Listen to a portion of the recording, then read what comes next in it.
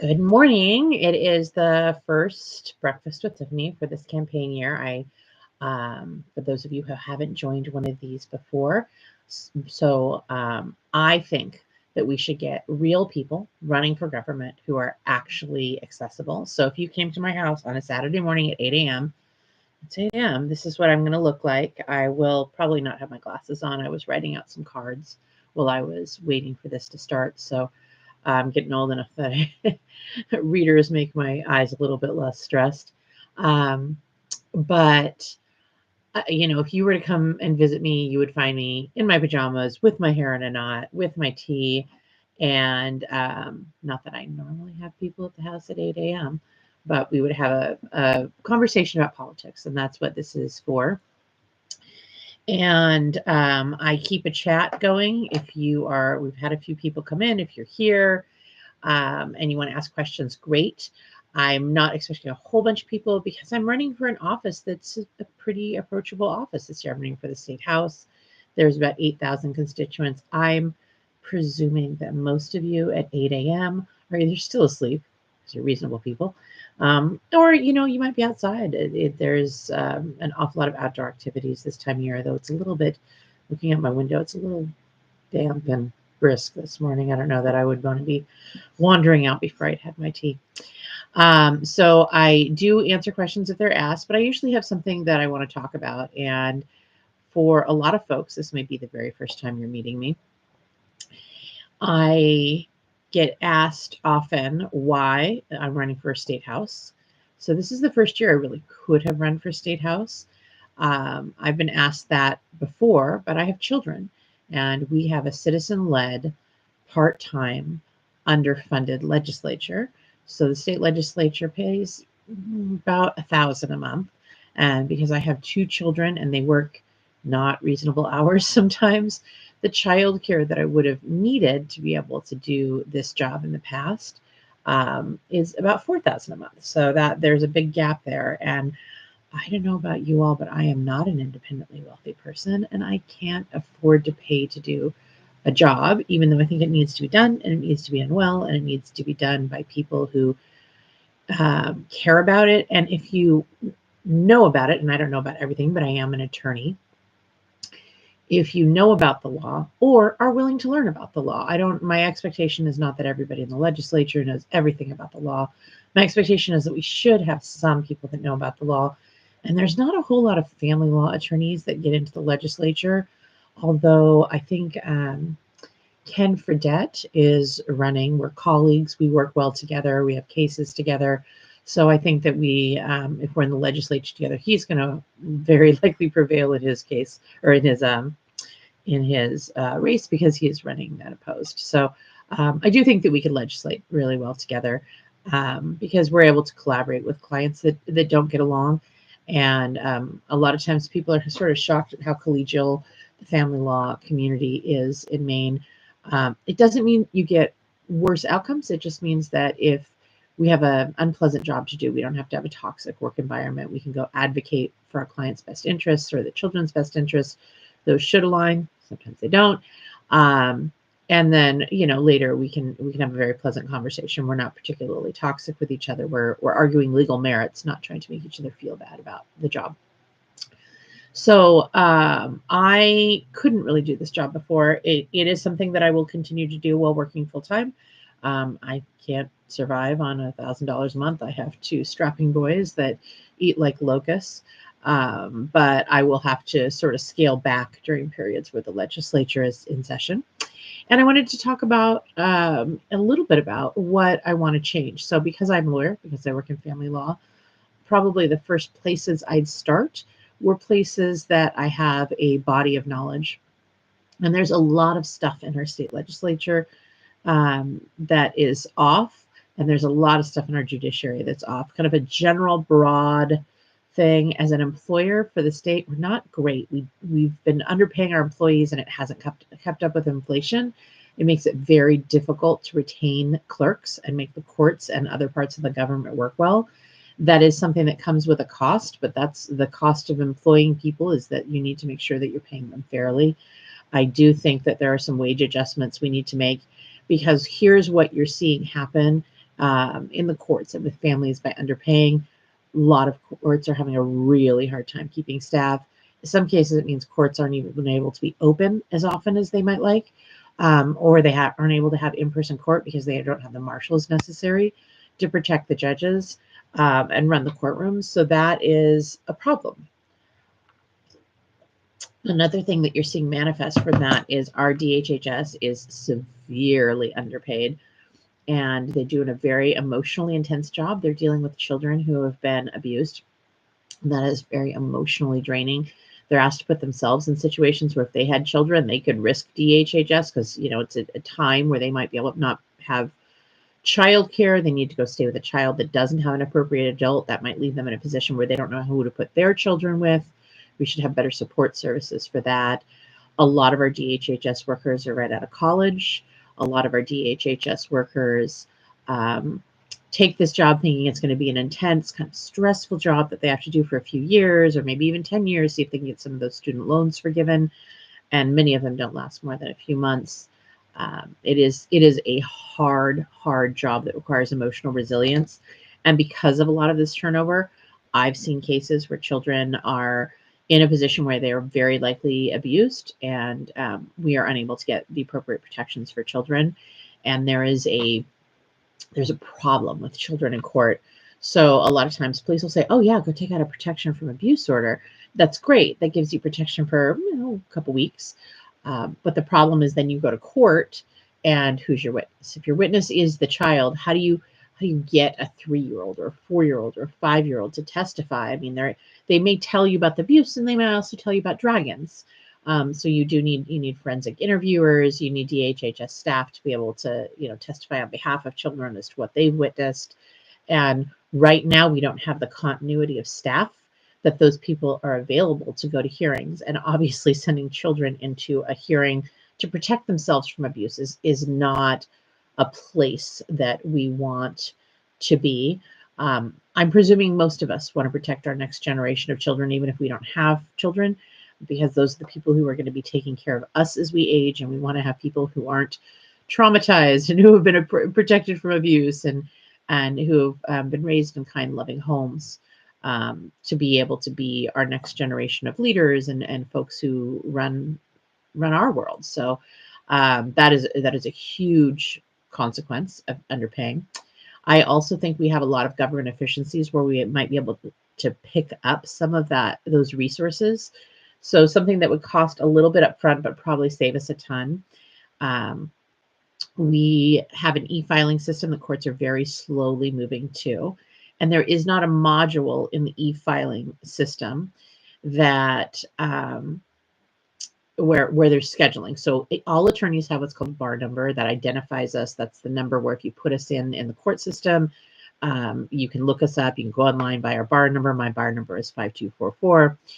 And we should have something with this e-filing, even not with e-filing, but definitely with e-filing, where you're able to enter somebody's bar number and there's a calendar module, if they've been put in another court, or, we should even be able to enter our own time conflicts, like, hey, I'm on vacation for this week and I really need some downtime because family law attorneys work pretty long hours.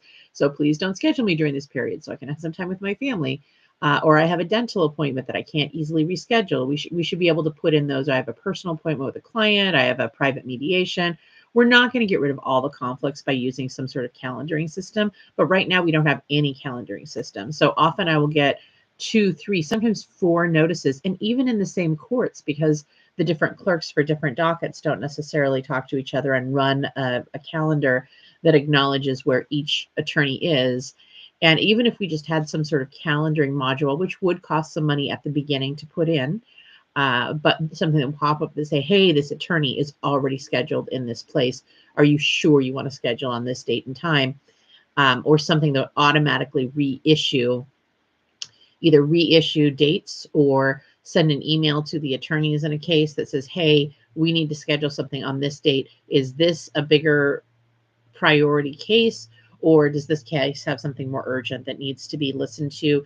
Please give us feedback within X amount of time so that we can appropriately schedule and reschedule the other matter. That doesn't exist right now. So what happens is attorneys put in what's called a motion to continue.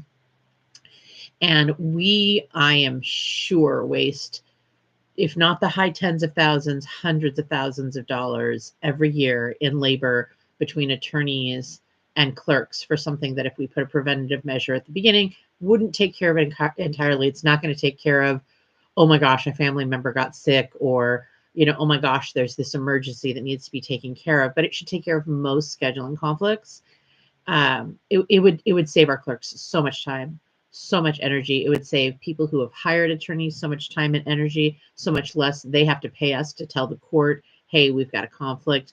Please, make sure that I'm not scheduled.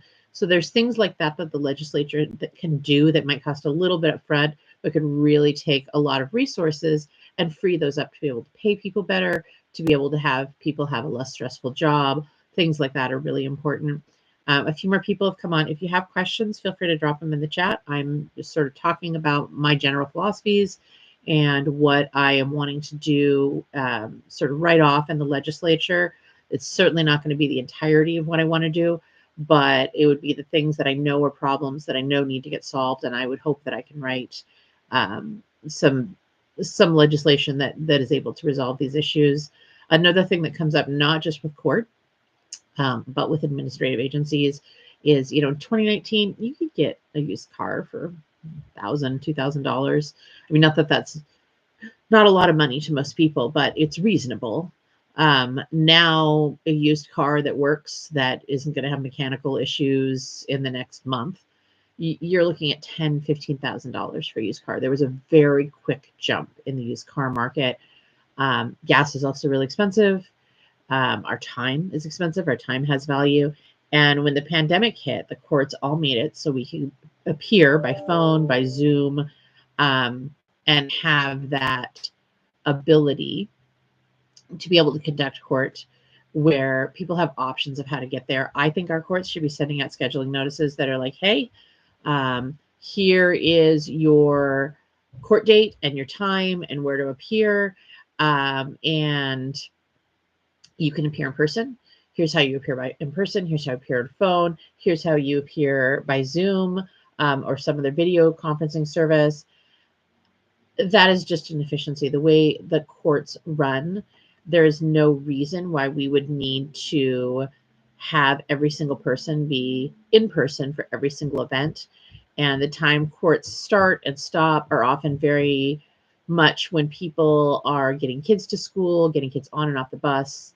It is a burden, especially in family law, for the person who is primarily responsible for the children. They're often trying to find childcare and trying to find somebody who will come sit with your children for 45 minutes and then get them on the bus. If that's not something you normally have to have care for, that is a huge burden. The courts don't recognize or compensate for it in any way. Trying to find somebody to get your kids off the bus or pick your kids up from school, that's not something that the courts accommodate for. And the same goes for administrative agencies. It's not just the courts that handle that. Anytime we're interacting with the government, unless there's a real and compelling reason to be in person, we should be given the option to appear in person if it's the right venue for that. But we should also be able to say, hey, I just don't have an hour and a half each way to drive to court on top of the court appearance. I have to work. I have other things going in my life. I have to care for someone. And we should be given those possibilities. There's always going to be, failures of tech here and there. But that's no different than your car breaking down on the way to court. So we should have those abilities and that way for people to be accessible, to have courts that are able to interact with people better. One of the things that isn't necessarily in the bailiwick of what I do for work, but I think is really important to address, I think that we should both be empowering city clerks to do more of our government services, but also with that training and funding to do so.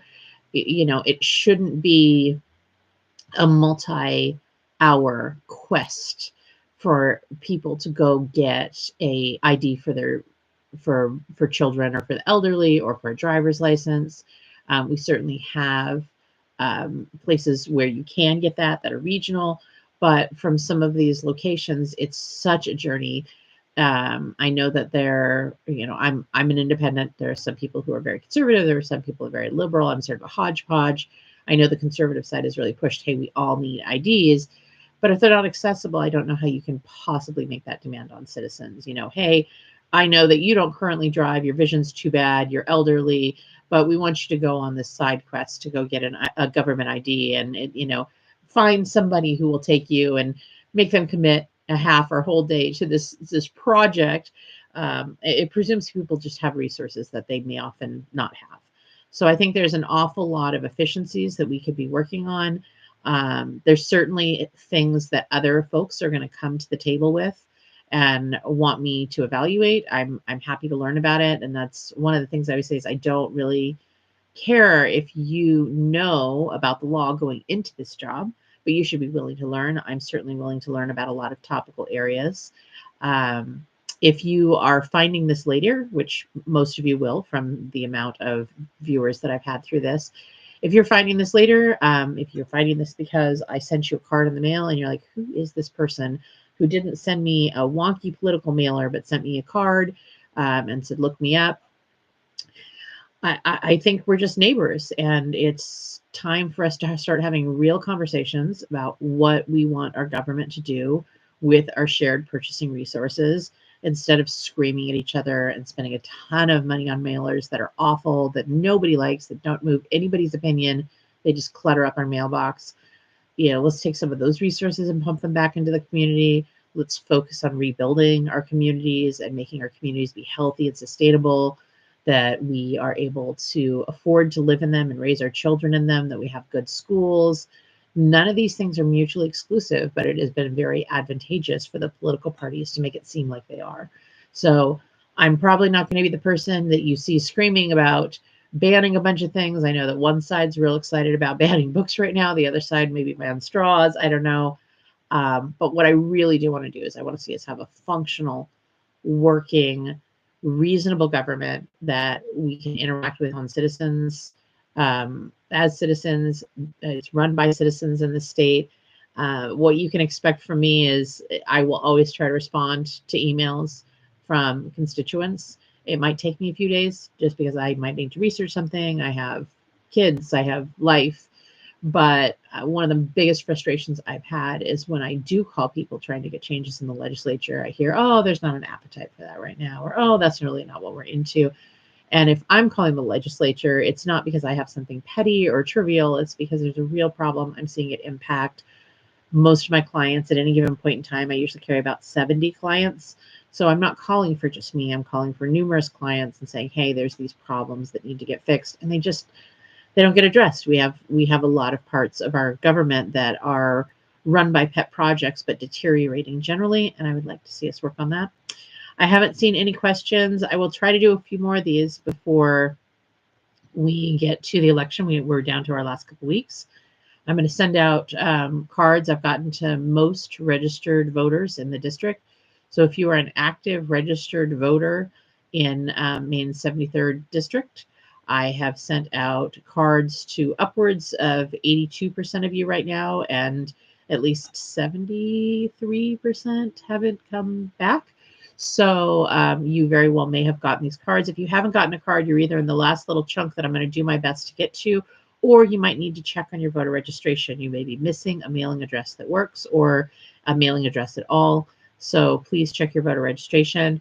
And remember that Maine has same-day voter registration. So if you were in the district or anywhere in Maine and you have not yet registered, you can register. The instructions are on the Secretary of State. You can go down to your polling place and you can register day of. So I'm going to finish my tea and maybe make some breakfast. It was great to chat with you. And if you have any questions, you can find me through my website. That is bond4.me. There's a contact form. And I look forward to working with you.